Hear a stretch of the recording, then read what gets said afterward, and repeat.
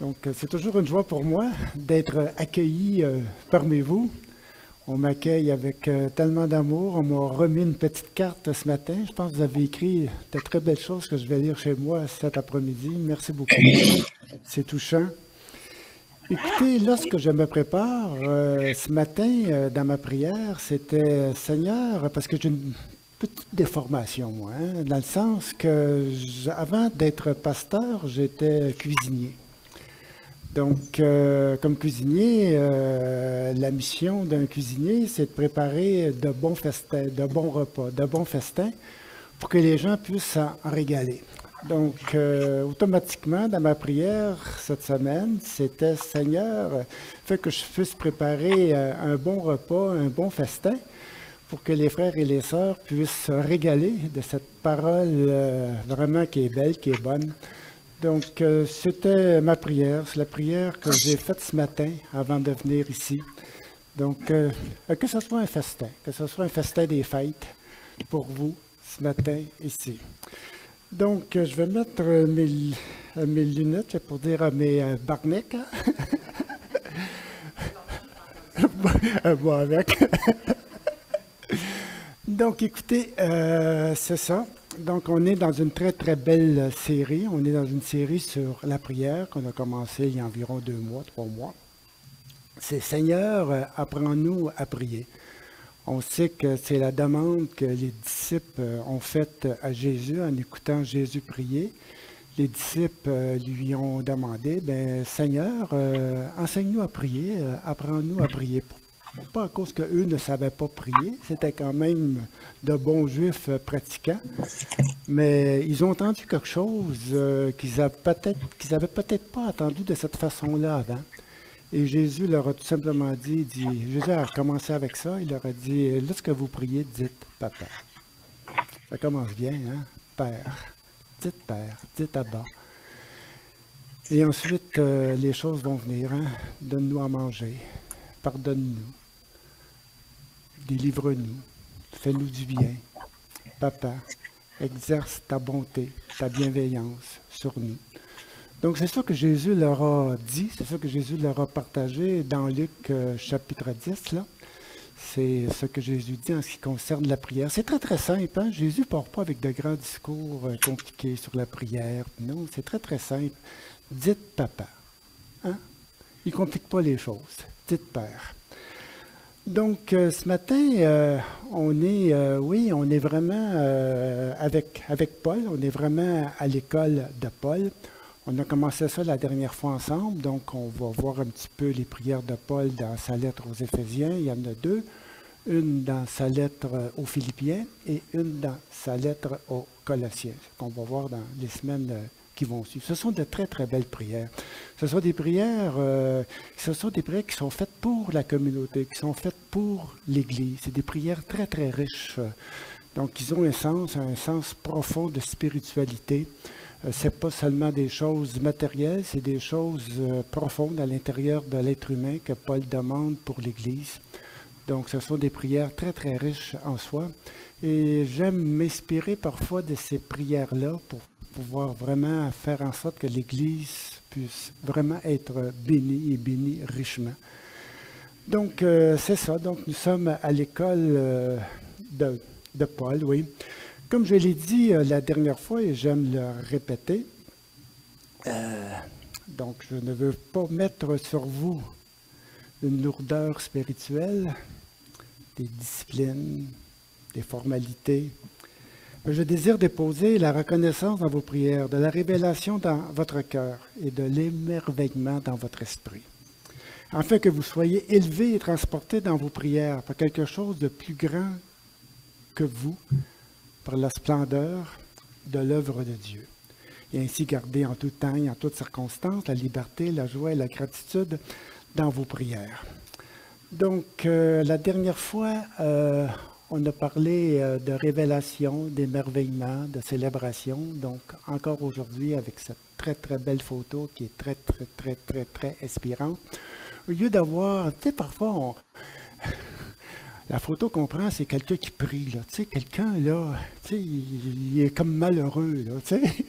Tu sais, il est là, puis il a l'air à souffrir. Tu sais, j'aurais pu mettre une photo semblable, là, mais je trouve ça lourd, tu sais, je trouve ça pénible. Pour moi, la prière, c'est ça. C'est une liberté, c'est un émerveillement, c'est une célébration. Et j'aime beaucoup cette photo-là parce que ça exprime vraiment ce que j'ai dans le cœur en ce qui concerne la prière. Et j'espère que c'est ça aussi chez vous. Donc, toujours avec cette merveilleuse photo. Donc, la dernière fois, je vous ai remis une feuille que j'ai retravaillée un petit peu. Donc, il y avait les 2 prières de Paul.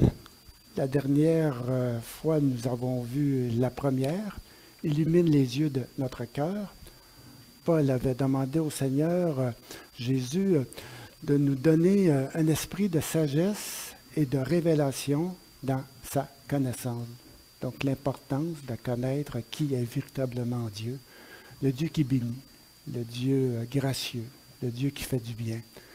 Donc c'était ce que Paul demandait dans un premier temps, connaître Dieu. Hein? Dieu, moi je dirais que Dieu, c'est un méconnu. Qui connaît véritablement Dieu? Donc, et Paul demande à Dieu de se faire connaître, de se révéler pleinement à nous. Donc, ce matin, nous allons aller dans la prière, dans une autre prière de Paul, une prière très, très belle. Et c'est « Révèle-nous la grandeur de ton amour ». Vous avez vos feuilles, on va tout simplement lire cette belle prière. « À cause de cela, dit Paul, je fléchis les genoux devant le Père, duquel tire son nom toute famille dans les cieux et sur la terre.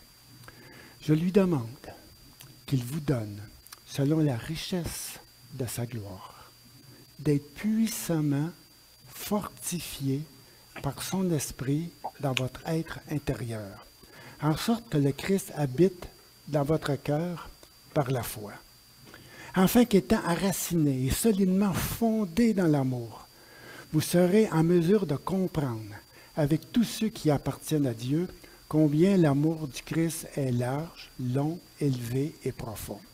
Oui, vous serez en même de connaître cet amour qui surpasse tout ce qu'on peut connaître, et vous serez ainsi remplis de toute la plénitude de Dieu. C'est toute une prière. C'est une belle prière. On la connaît d'ailleurs. Hein? Vous l'avez déjà lue, vous l'avez déjà étudiée probablement. Puis à chaque fois que je la relis, je suis toujours ému. Je la trouve tellement belle, tellement riche. Seigneur, fais-nous connaître ton amour. Quelle belle prière. C'est fondamental, c'est nécessaire, connaître l'amour de Dieu. Donc l'apôtre Paul commence en disant « À cause de cela, je fléchis les genoux. » À cause de quoi, pensez-vous? C'est sûr, comme je l'ai dit la dernière fois, il vous manque le chapitre 2. J'ai juste écrit la prière, mais parce que si Paul cite cette prière-là, c'est à cause qu'il a dit d'autres choses avant. Et suite à ce qu'il a dit avant, c'est à cause de cela qu'il fléchit les genoux devant le Père et qu'il lui demande par la suite de nous fortifier puissamment dans notre être intérieur pour qu'on puisse vraiment être enraciné, fondé dans l'amour du Christ qui est infiniment grand. Donc, de quoi Paul nous parle-t-il avant? Quelle est sa révélation qu'il fait? Quel est son émerveillement qui fait en sorte qu'il tombe à genoux? Il est émerveillé, ému devant cette révélation que Dieu lui a fait. Donc au chapitre 2, on ne lira pas tout au complet, ou presque en tout cas. Après avoir décrit notre condition spirituelle, l'apôtre dit « Mais Dieu, qui est riche en miséricorde, à cause du... » à cause du grand amour dont il nous a aimés, nous qui étions morts par nos offenses, nous a rendus à la vie avec Christ. Il nous a ressuscités ensemble avec lui, et il nous a fait asseoir ensemble dans les lieux célestes, en Jésus-Christ, afin de montrer dans les siècles à venir l'infini richesse de sa grâce, par sa bonté envers nous en Jésus-Christ. Il va continuer en disant, un petit peu plus loin, au verset 13, mais maintenant, en Jésus-Christ, vous qui étiez jadis éloignés, vous avez été rapprochés par le sang de Christ, car il est notre paix, lui qui des deux, les Juifs et les non-Juifs, lui qui des deux n'en a fait qu'un, et qui a renversé le mur de séparation, l'inimitié, ayant anéanti par sa chair la loi des ordonnances dans ses prescriptions. Il a démoli quelque chose, là. Il a démoli un mur. Il a vraiment construit un mur entre eux et les nations. Donc, le Christ, par son sang, a défait ce mur, afin de créer en lui-même, avec les deux, un seul homme nouveau, en établissant la paix et de les réconcilier l'un et l'autre à un seul corps, avec Dieu par la croix, en détruisant par elle l'inimitié. Il est venu annoncer la paix à vous qui étiez loin et la paix à ceux qui étaient près, car par lui nous avons les uns et les autres, c'est-à-dire les Juifs et les non-Juifs, accès auprès du Père dans un même esprit. Ainsi donc, c'est sa conclusion, vous n'êtes plus des étrangers, ni des gens du dehors, mais vous êtes concitoyens de ceux qui appartiennent à Dieu, gens de la maison de Dieu. Gens de la maison de Dieu. Vous avez été édifiés sur le fondement des apôtres et des prophètes, Jésus-Christ lui-même étant la pierre angulaire. En lui, tout l'édifice bien coordonné s'élève pour être un temple saint dans le Seigneur. En lui, vous êtes aussi édifiés pour être une habitation de Dieu par l'Esprit. Il parle de l'Église, des Juifs et des non-Juifs, rassemblés ensemble, formant un temple, une maison, formant vraiment le temple de Dieu, la maison de Dieu. Donc, Paul fléchit les genoux. À cause de quoi? À cause de cette miséricorde, à cause du grand amour dont Dieu a aimé le monde, juifs et non-juifs. L'apôtre Paul est ému, émerveillé, stupéfié devant le merveilleux plan de la bienveillance de Dieu, celui de rassembler et d'unifier en un seul corps les Juifs et les non-Juifs par le sang de Christ pour en faire sa demeure éternelle. L'apôtre dit, je fléchis les genoux devant le Père. Habituellement, les Juifs font leur prière debout. La prière se fait debout en signe de profond respect. Les Juifs ne font pas la prière assis, comme nous, ou couchés au lit, comme nous parfois, comme moi ce matin. Avant de me lever, j'ai toujours une parole au Seigneur à dire. Mais habituellement, les Juifs, surtout en communauté, ensemble, en assemblée, la prière se fait debout et non assis. Assis, c'est fait pour écouter, c'est fait pour être enseigné, c'est fait pour écouter la parole de Dieu. Debout, c'est fait pour prier. On se lève debout en signe de respect. Ça me fait penser un petit peu lorsqu'il y a un homme d'État qui rentre dans une salle, les gens se lèvent par respect. Lorsque j'étais beaucoup plus jeune, 7 ans, 8 ans, 10 ans, lorsque j'allais à l'école, lorsque la principale entrait dans la classe, on se levait debout. On a perdu ça aujourd'hui, là. On se levait debout. Lorsqu'on voulait poser une question à la maîtresse, on se levait debout. Il y avait ce respect des institutions, le respect du principal, le respect du professeur, ce qu'on a parfois perdu aujourd'hui, malheureusement.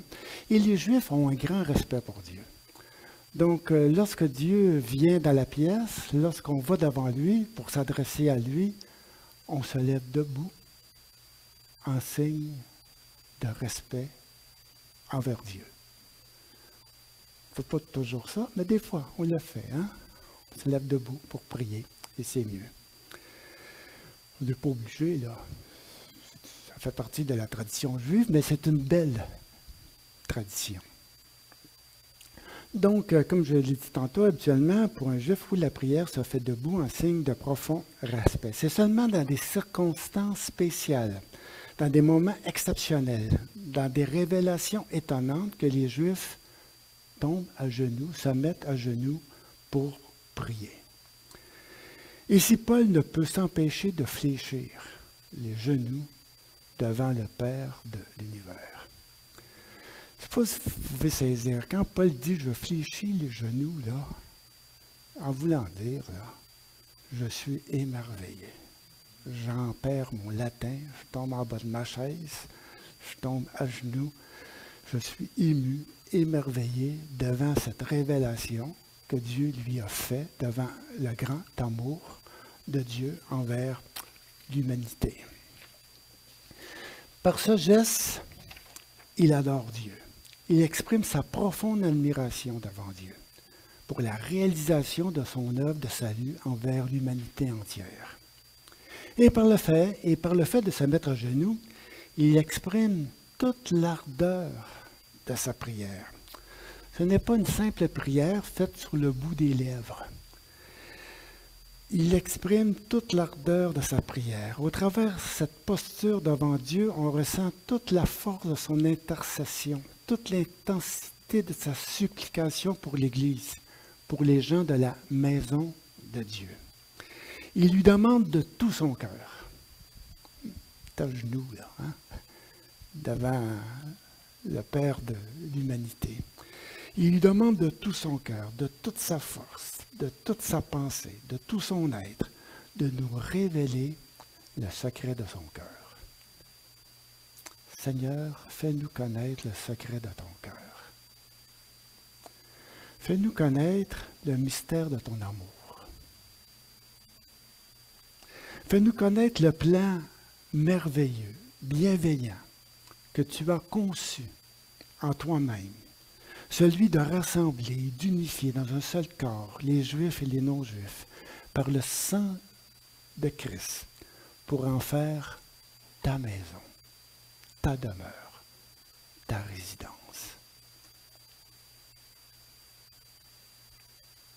Seigneur, révèle-toi. J'aimerais faire une petite parenthèse ici, avant d'aller plus loin. Une petite question. Où est-ce que vous pensez que Dieu se trouve?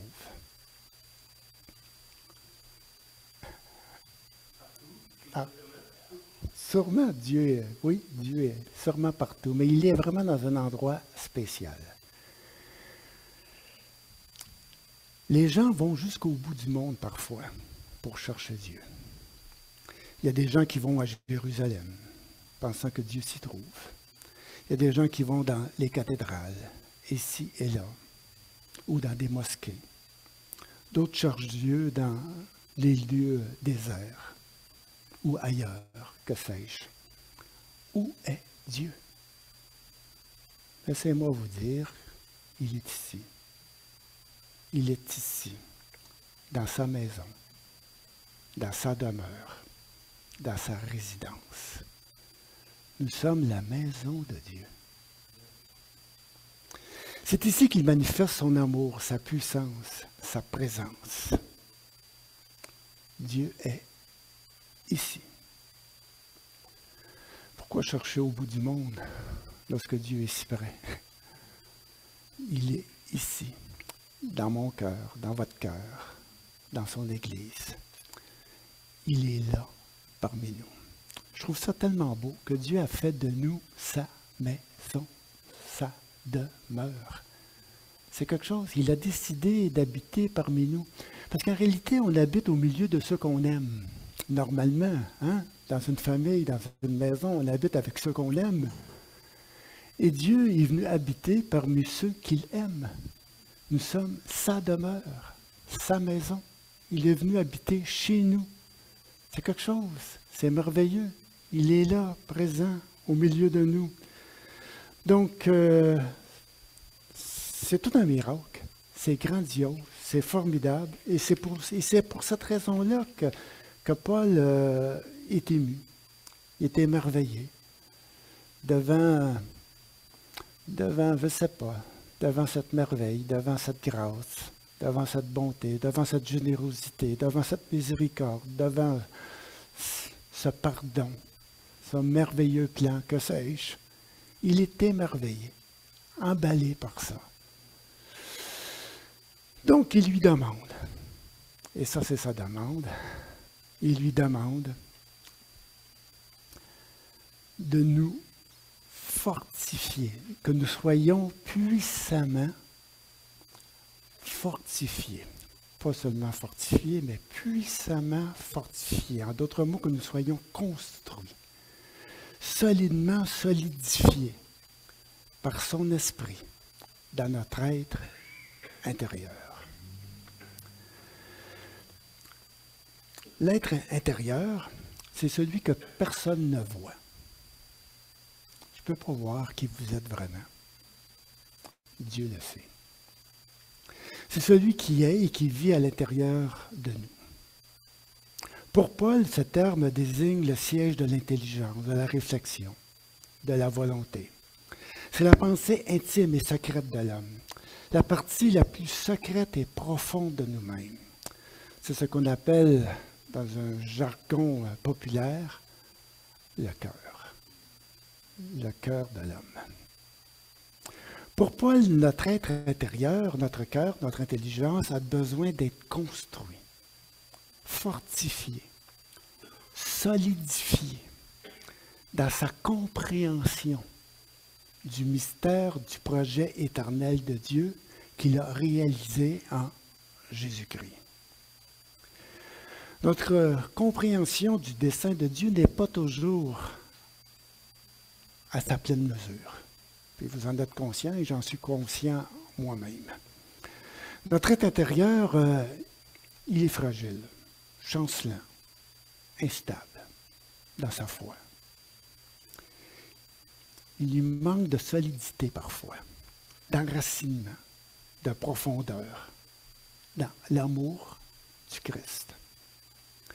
Il a besoin d'être puissamment, et j'aime ça quand l'apôtre Paul dit puissamment, il a besoin d'être puissamment fortifié, solidement solidifié, avec des moyens puissants, avec une action efficace, par l'action de son esprit. Oui, par l'enseignement de l'apôtre Paul, parce qu'en réalité, l'apôtre Paul, c'est celui qui va partager, c'est celui qui va révéler, c'est celui qui va faire connaître ce plan merveilleux. Et le Saint-Esprit se sert des paroles de Paul pour nous révéler ce qu'est le projet éternel de Dieu, celui que Paul partage dans Éphésiens chapitre 2, c'est de rassembler tout simplement, juifs et non-juifs, dans un seul corps pour en faire son temple. Ce qui n'est pas toujours bien compris, même pour les chrétiens. Certains sont portés toujours à séparer les deux. Et Paul les réunit ensemble, il les unifie ensemble. Il dit ça, c'est la maison de Dieu. C'est plus Jérusalem. C'est nous, juifs, non-juifs, ensemble, dans un même corps, réconciliés. Nous sommes la maison spirituelle de Dieu. Dieu habite chez nous. Et ça, c'est rassurant. Et ça, c'est bon. Il dit, oui, qu'on puisse être fortifié, puissamment fortifié par son esprit, en sorte que le Christ habite dans vos cœurs par la foi. On a tous reçu Jésus, un jour ou l'autre, au début. Mais ce Jésus-là qu'on a reçu, peut-être, oui, en tout cas, pour ma part, ça a pris un certain temps pour qu'il soit formé à l'intérieur de moi. J'ai reçu quelque chose, j'ai été emballé, mais ce quelque chose-là, il est comme abstrait. Je le saisis, je le saisis pas, je le sais, je le sais pas, je l'ai, je l'ai plus, il part, il revient, je suis joyeux, je suis plus vraiment joyeux, je le sais plus, je le sais. C'est pas clair tout ça, là. Pourtant, on a reçu Jésus. Hein, on est tous d'accord avec ça. Mais ce Christ-là doit vraiment nous habiter profondément. Il doit vraiment s'épanouir à l'intérieur de nous. Il doit vraiment prendre la place, comme l'apôtre Paul le dit dans sa lettre aux Galates, il dit jusqu'au temps que le Christ soit formé en vous. Il dit, comment là, qu'il dit ça dans Galates? Il dit, je souffre les douleurs de l'enfantement, jusqu'à temps que le Christ soit formé en vous. Il est en train d'enfanter quelque chose, là. Puis il sait que ça prend un certain temps pour que le Christ puisse vraiment se former à l'intérieur de nous. Ça ne se fait pas comme ça. Ça ne se fait pas du jour au lendemain.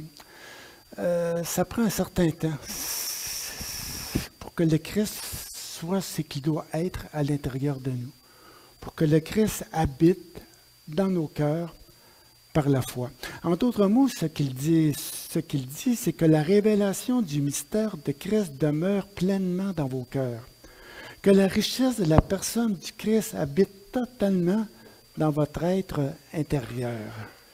Ce n'est pas seulement une émotion, un sentiment, c'est une compréhension. Il y a quelque chose qu'il faut saisir, savoir, connaître à l'intérieur de nous. Et le but de tout cela, c'est d'être enraciné et solidement, encore là, hein, il ne dit pas seulement fondé, mais solidement fondé dans l'amour. Et nulle part ailleurs. Enraciné et solidement fondé dans l'amour pour être en mesure de comprendre du mieux qu'on peut, avec tous ceux qui appartiennent à Dieu, combien l'amour du Christ est large, long, élevé et profond. En d'autres mots, je vais absolument le dire ici, il y a deux termes que j'aime beaucoup ici. Et vous les avez saisis, je pense. Les deux mots, les deux termes, c'est enracinement et solidement fondé. Ce sont deux belles images. Deux belles images qui veulent dire beaucoup. Lorsque je lis ces deux mots, j'ai en tête un chêne. Un chêne. En arrière de chez moi, il y en a un chêne. Il est grand, il est gros, il est solide. On a eu du vent, on a eu des tempêtes. J'ai vu des arbres se faire écorcher de droite à gauche. Lui a rien. Il est là, il est immense, il est solide, il est profondément enraciné. Il n'y a rien qui peut le faire bouger. Aucune tempête, rien. Il est là, il est solide. Puis j'aime beaucoup cette deuxième image qu'il prend pour parler de cette solidité. Là, c'est lorsqu'il dit solidement fondé. Et quand je vois le mot solidement fondé, on parle d'une construction, hein, c'est sûr et certain. Et moi, je vois un gratte-ciel. Je vois la place Ville-Marie à Montréal, hein, l'édifice qui est en croix, là, qui est au centre-ville dans Montréal. Moi, c'est ça que je vois. Un édifice qui est vraiment fondé sur le roc. Ça me surprend toujours lorsqu'on construit un édifice, jusqu'à quelle profondeur qu'on creuse. Et des fois, c'est creux, là, j'en reviens pas, je pense à côté de ça, je dis, mais ils sont en train de creuser, je ne sais pas trop quoi. Ils essayent de trouver le roc. Hein? Et là, on ne peut pas construire un édifice de 50 étages, de 80 étages, de 100 étages sur du sable. Il faut aller chercher le roc. Et un coup qu'on a saisi le roc, on commence à élever l'édifice. Et ça ne bouge pas. C'est du solide. Et l'apôtre Paul dit que le chrétien doit être enraciné comme un chêne et solidement fondé comme un édifice ou dans l'amour. Dans l'amour. Vous savez, dans mon ministère, on m'a quelquefois reproché de trop souvent parler de l'amour du Christ. Et j'aimerais vous dire que je ne peux pas faire autrement. Vous savez pourquoi? Vous savez pourquoi? Parce que je suis enraciné et fondé dans l'amour du Christ. Comment parler de d'autres choses quand tu es enraciné là-dedans? Parce que tu es fondé dans l'amour du Christ. Tu ne peux pas dire autre chose. C'est ça. Donc, de même qu'un édifice ou qu'un chêne, un édifice qui est fondé, un chêne qui est vraiment enraciné, de même nos cœurs doivent être profondément enracinés dans le sol de l'amour infini de Christ et solidement fondés, solidifiés sur le roc inébranlable de son amour, afin que nous ne soyons pas emportés par les intempéries de la vie. Ça brasse. Hein? Vous le savez, la vie, c'est pas toujours rose. Il y a des tempêtes de toutes sortes, la maladie, les difficultés, les finances, ce que vous voulez. C'est pas toujours gai. C'est comme la température. Tempête, soleil, il fait beau, il fait pas beau, on est bien, on est heureux, on n'est pas heureux, on est malheureux, ça marche pas, on pleure, on rit, c'est la vie, c'est vraiment comme ça. Donc c'est pour ça que c'est vraiment important d'être enraciné et fondé dans l'amour de Dieu, dans l'amour du Christ. Afin qu'on ne soit pas emporté par les intempéries de la vie, par les vents et les tempêtes de ce monde. Comme l'apôtre Paul le dit aussi dans sa lettre aux Éphésiens, toujours dans sa lettre, parce qu'il demeure toujours dans la même image, et il va dire au chapitre 4, à partir du verset 14, « Afin que nous ne soyons plus des enfants flottants et emportés à tout vent de doctrine, par la tromperie des hommes, par leur ruse, par les moyens de séduction, mais que, professant la vérité dans l'amour, nous croissions à tout égard en celui qui est le chef, Christ. C'est de lui et grâce à tous les liens de son assistance que tout le corps, bien coordonné et formant un solide assemblage, tire son accroissement selon la force qu'il convient à chacune de ses parties et s'édifie lui-même dans la charité. » C'est dans l'amour que l'Église s'édifie. C'est là que l'Église s'enracine. C'est là que l'Église se construit dans l'amour du Christ. J'insiste beaucoup, parce que malheureusement, souvent, j'entends, je lis, j'entends toutes sortes de choses, toutes sortes de discours sur le Christ, sur Dieu.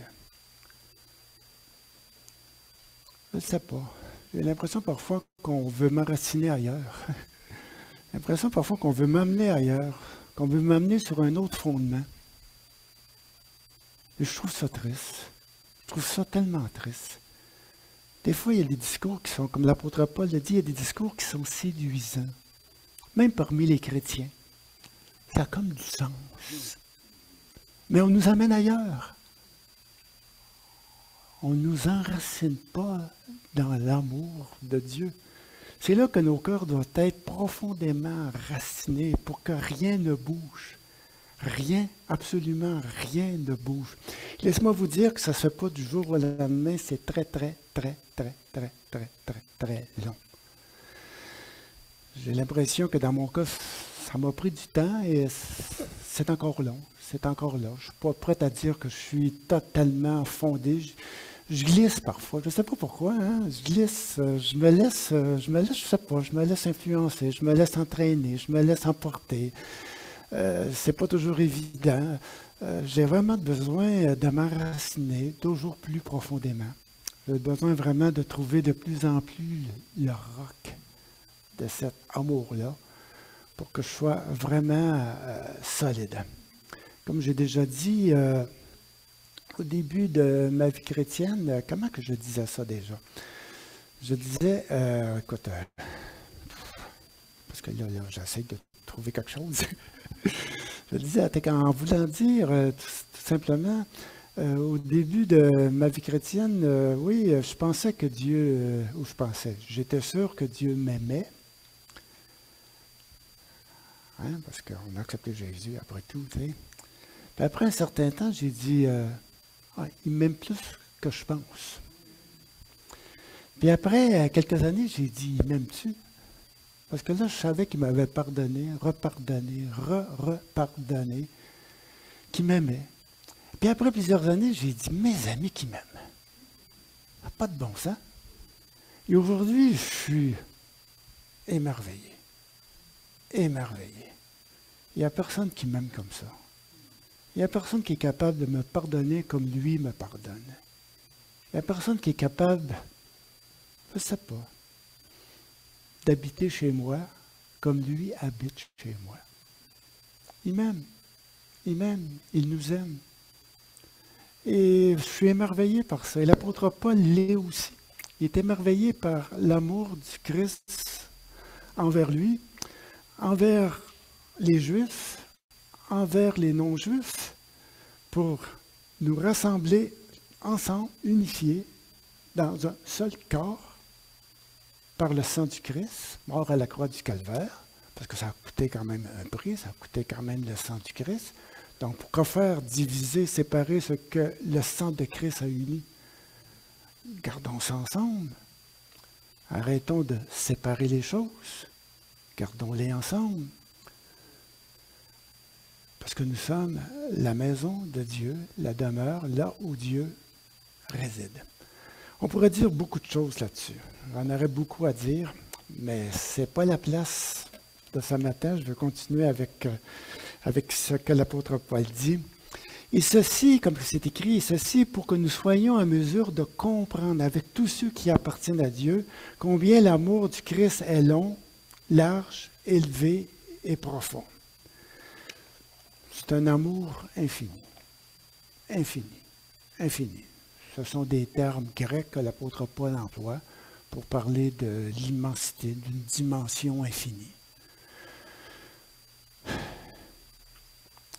Il n'y a pas d'auteur, il n'y a pas de profondeur, il n'y a pas de largeur, il n'y a pas de longueur. C'est un amour qui dépasse tout. Et comme que c'est écrit, ainsi vous serez en mesure de connaître cet amour qui surpasse tout ce qu'on peut connaître. Vous savez, on peut connaître beaucoup de choses, imaginer de grandes choses dans la vie. Car l'imagination, c'est sans limite. Hein? Mais la connaissance de l'amour de Dieu dans notre cœur va au-delà de toute connaissance. C'est la connaissance des connaissances. C'est la connaissance par excellence. Seigneur, je veux connaître ton amour. Connaître ton amour avant toute chose. Parce que c'est de lui que je tire ma vie. C'est de lui que je tire mon essence. C'est de lui que c'est lui qui me fait vivre. C'est lui qui me rend bien. C'est cet amour-là qui fait ce que je suis. C'est merveilleux, c'est grandiose. Et comme l'apôtre Paul termine en disant, il termine en disant, et ainsi, après avoir dit tout ça, là, et ainsi être rempli de toute la plénitude de Dieu. Est-ce qu'on peut être rempli plus que d'être rempli de toute la plénitude de Dieu? Je ne sais pas exactement ce que ces mots veulent dire. Lorsqu'on lit dans les commentaires, tout le monde cherche. Ce sont des mots forts, là, remplis de toute la plénitude de Dieu. Il aurait pu tout simplement dire être rempli de Dieu. Ça aurait été correct, hein? Pour être rempli de Dieu. Ben oui, formidable. C'est beau, c'est parfait. Non, il va un petit peu plus loin. Il aurait pu tout simplement dire être rempli de la plénitude de Dieu.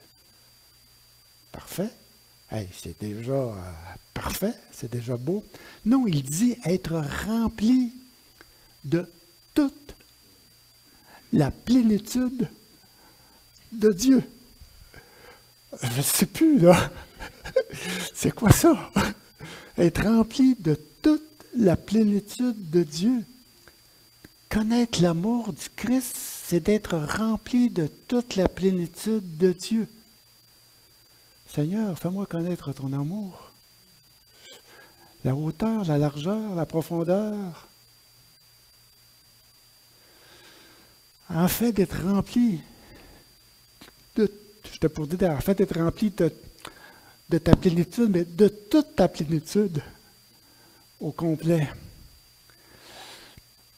Donc, en résumé, je peux dire que l'apôtre Paul lui demande de nous émerveiller par l'immensité de son amour, afin qu'on puisse tomber à genoux et dire, Seigneur,